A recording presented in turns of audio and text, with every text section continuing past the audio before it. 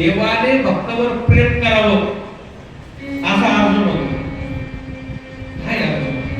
आणि तो अर्जुन ज्याला देव भेटला त्याने सुद्धा सांगावं चंचलम हि मन कृष्ण प्रमाणी बलवत्रणम. देवा अरे तू सांगतो माझ्यात मन ठेव, मन चंचल आहे ना. एक वेळेस वाहत्या वाऱ्याला मी थांबवी पण मनाला थांबवणं अवघड आहे.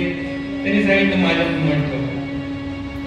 तुम्हाला सांगतो जोपर्यंत परमात्म्यात तुमचं मन स्थिर होणार नाही तोपर्यंत पाप होईल न होईल सांगतात येत.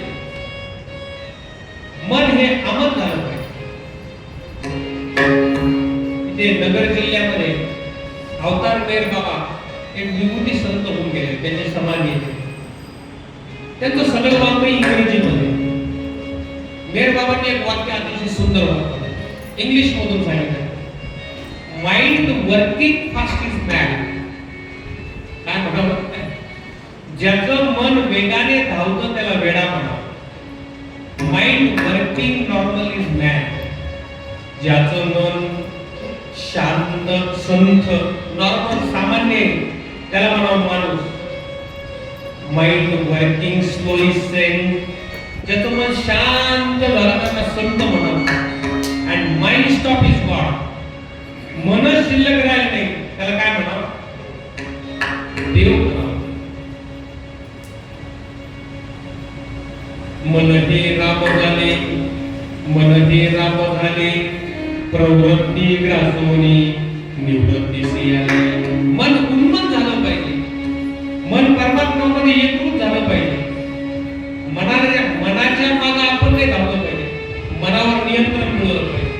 त्याच्यासाठी 6 साधनांपैकी शम आणि दम हे 2 साधनं सांगितली. शम म्हणजे मनाचा निग्रह. सकाळी जर आपण कुठे चाललो समजा गरम जिलेबी भजे मन म्हणतं एक छटा. दुसरं म्हणतं नाही असं कुठं खात असते. एक म्हणून काय होतं कोण पाहिला ते नेहमी चाललो असतो कुठे गेले. एक म्हणतं करायला काय हरकत. दुसरं म्हणतं नाही केलं ते. संकल्प विकल्पात्मका मनः. संकल्प विकल्प म्हणून प्रवृत्ती आणि निवृत्ती अशा 2 गोष्टी आहेत. प्रवृत्ती सांडवणी निवृत्तीकडे गेलं. निवृत्ती महत्वाची आहे. आणि म्हणून आपल्याला या मनाच्या वासनेला थांबवायचं आहे. त्याला दृष्टांत काय? शुकाचार्य परीक्षिताला सांगू लागले त्याच्यासाठी दृष्टांत देतो. अरे भागवतात एक कथा आलेली आहे. अजामिळ नावाचा एक व्यक्ती होता. परीक्षिता ऐक बाबा लक्षपूर्वक आहे. अजामिळ नावाचा एक गृहस्थ एक दिवस तो रस्त्याने चालला होता आणि वास्तविक पाहता अजामिळ जन्मानेच आदम होता. आदम अजा शब्दांकडे लक्ष द्या. अजा म्हणजे माया. अजा मिळ म्हणजे मिसळलेला. मायेत मिसळलेला. ती माया मोठी ठगिनी आहे. त्या मायेत अडकू नका. मायेला आपल्याला तोडायचंय. वास्तविक पाहता संस्कृत मधला शब्द आहे सा माया. माया कुणाला म्हणावं जी नाही तिला माया म्हणा. अजा म्हणजे माया. अजामिळ म्हणजे मायेत अडकलेला असा हा अजामिळ आदम होता. पाप कर्म करणारा होता. आपला विषय चाललाय नरकात जायचं नाही ना. मग तो अजामिळ एका रस्त्याने जाताना त्याने एका शूद्र व्यक्तीला वेश्या सोबत क्रीडा करताना पाहिलं. त्या दृश्याने त्याच्या मनाला विकृत केलं. तोही कामांत झाला. अजामिळ त्या वेश्येकडे गेला. त्या वेश्येला बोलवलं आणि त्या वेश्येला घरी घेऊन येऊ लागला. ते घरी आणलं. वेश्ये सोबतच राहिला. पाप आपला विषय झालाय. पाप अजामिळ पापी वेश्येला घरी घेऊन आले. तो अजामिळ म्हणजे जीव. पापी जीव. आपल्यात आजही भरपूर अजामिळ आहेत. नेत्राने कानाने पाप करताना मुखाने तोंडाने पाप करणारे. आदवा बोलणं वाईट बोलणं निंदा करणं पाप आहे. नाथ महाराजांनी सांगितलं ना काय हरी हरी बोला नातरी आबोला आणि याच्याशिवाय तुम्ही काही बोलत असाल व्यर्थ गलबला बोलू नका. हरीच बोला. बोलायचं असेल तर हरी बोला, नाही तर गप्प बसा. हे तर पटलं की नाही? आता माणसं गप्पही बसत नाही ना हरी बोलत नाही. पण त्याला काय शब्द वापरला? गलबला. आता तुम्हीच विचार करून सांगा, आमचा गलबला आहे का हरी बोला आहे का आबोला आहे? ज्याचं तरी ठरवा, ज्याचं तरी निंदा करून. कणक आणि कांता या दोघांमध्ये माया लपून बसते. कणक आणि कांता, संपत्ती, पैसा, उपभोग, ऐश्वर्य याच्यामध्ये माया लपलेली. मायेपासून सावध राहा. अजामिल शब्दाचा अर्थ होतो मायेत अडकले. त्या वेश्येला तो घरी घेऊन आला आणि त्या वेश्येसोबत संसार करू लागला. काय करावं? एक दिवस 4 साधू रस्त्याने चालले होते आणि त्या वेश्येला वाटलं की साधू दिसतात, आपण भोजन दिलं पाहिजे म्हणून त्याने घरी बोलवलं. आता वास्तविक पाहता त्या साधूला काय माहिती ही कोण आहे म्हणून. साधूंची दृष्टी ही दयेची दृष्टी आहे, चांगली दृष्टी आहे. जशी दृष्टी तशी सृष्टी. दिसत ते चांगलंय हे पाहणारे संत असतात. चांगलंच हरिदर्शन, सर्वत्र हरिदर्शन. साधू मुनी घरी आलेले, तिने स्वयंपाक केला. साधूने माहित नाही ही वेश्या आहे. साधूने जेवण केलं आणि जेवण केल्यानंतर साधूंनी विचारलं, आजामेळ हो आजामेळा हो काही दक्षिणा आम्हाला हवी आहे, देशील का? असं विचारल्याबरोबर आजामेळ म्हणाला, महाराज मी तुम्हाला लुटलं नाही हीच माझी दक्षिणा समजा ना, कारण तो सगळ्यांना लुटतच होता. मी तुम्हाला लुटलं नाही हीच माझी दक्षिणा. नाही दुसरं काही मागायचं? काय मागायचं सांगा. तर त्यांनी मागितलं, बाबा तुला जो मुलगा होईल त्या मुलाचं नाव नारायण ठेव. त्याला आश्चर्य वाटलं. त्याला म्हटलं मला मुलगा होईल त्याचं नाव नाही, तुम्हाला नारायण नाव ठेवून काय उपयोग त्याचा? तुम्हाला काय फायदा त्याला? साधू म्हणाले, बाबा अरे नारायण हा आमचा इष्ट देव आहे. तू जर तुझ्या मुलाचं नाव नारायण ठेवशील आम्हाला आनंद होईल. आमच्या देवाचं नाव तू ठेवलं.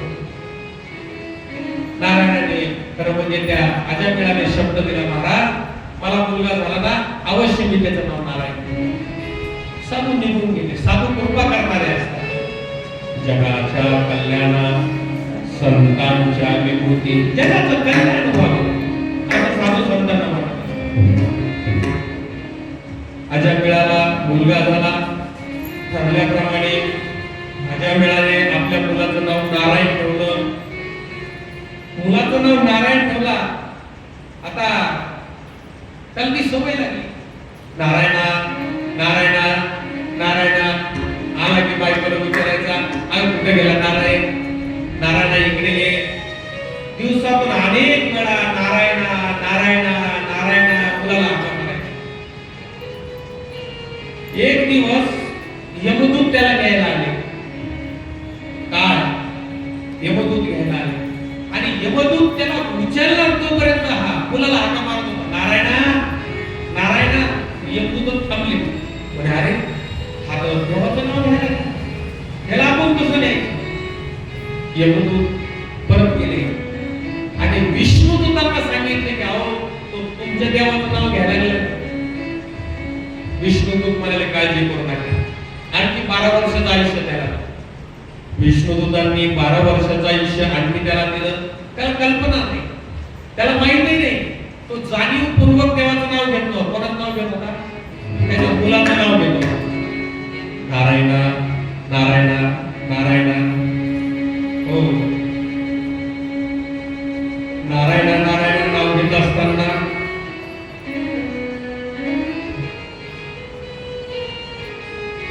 हरीचा उच्चार करत असताना ज्याने कोणी हरीचा उच्चार केला त्याला नरकात जावं लागत नाही, याच्याकरता ही कथा झाली. जाणतेपणा असो की नेमतेपणा, चुकून असो की जाणीवपूर्वक असो, जर तुम्ही रथरथ्या आग्नीवर पाय ठेवला तर आग्नीचा धर्म काय? वळणे.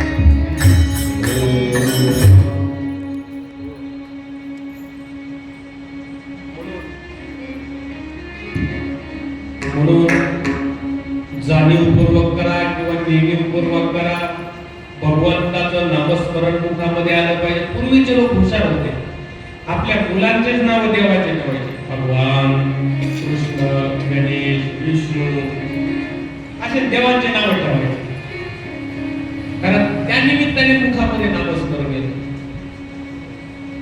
विष्णुदूताने यमदूतांना बंधनापासून मुक्त केलं लक्षात, कारण मुखात कालच विषय झाला. जडभरत राजाच्या कथेमध्ये आपण पाहिले, अंतकाले मामेव स्मरण मुक्त्वा कलेवरम. अंतकालामध्ये भगवंताचं नाव आलं पाहिजे.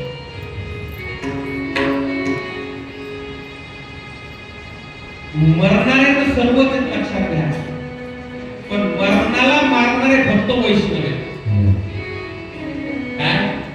सगळेच मरणार आहे. तुम्ही मरणार आहे का न मरणार आहे? मरणार आहे. तुम्ही मरणार आहे का शरीर मरणार आहे? शरीर मरणार आहे.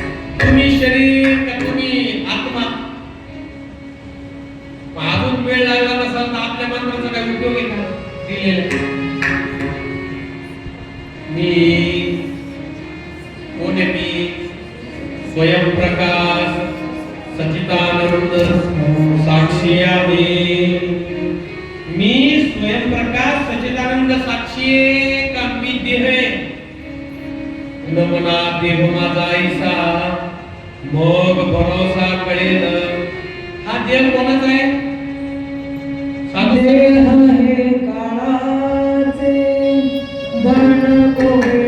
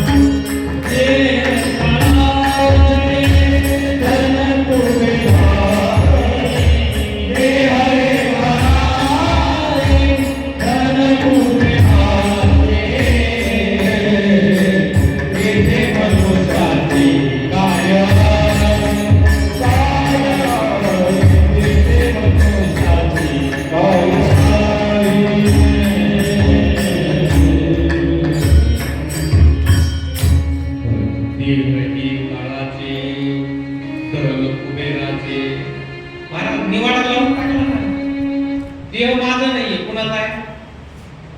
देह हे काळाचे, घरदार संपत्ती पैसा का कुणाचा आहे? धन कुबेराचे. देव दारू काही निवाडा लावला तुम्ही, अजून किती दिवस घ्यायचे आपल्याला निवाडा लावला? आता लावून बसल्या बसल्या देह कोणाचा? काळा. आता फक्त लक्षात ठेवा ना, देह कोणाचा? तो आपला आहे का? नाही. हा कोणाचा आहे? काळाचा आहे. आणि घर कुबेराचं आहे. मग आता मी कोण? पुन्हा पुन्हा रामाची सीता कोण म्हणले की हुकलं नाही राम. देव हे काळाचे धन कुबेराचे. आता मी कोण? मी स्वयंप्रकाश सच्चिदानंद साक्षी आहे. सगळेजण माझ्या मागे म्हणा, सरळ बसा, हात जोडा, डोळे बंद करा, तन्मयतेने एकरूप होऊन या मंत्राचा जप करा. माझ्या मागे म्हणा, नाही तर माझ्या सोबत म्हणा. मी स्वयंप्रकाश सच्चिदानंद साक्षी आहे. मी स्वयंप्रकाश सच्चिदानंद साक्षी आहे. मी स्वयंप्रकाश सच्चिदानंद साक्षी आहे. मी स्वयंप्रकाश सच्चिदानंद साक्षी आहे. मी स्वयंप्रकाश सच्चिदानंद साक्षी आहे. गोपाल कृष्ण भगवान की जय. श्रीमद् भागवत महापुराण की जय. या पत्त्याला विसरूच नका. कोण आहे मी? मी स्वयंप्रकाश सच्चिदानंद. तुमच्या घरी आलो मी चहा प्यायला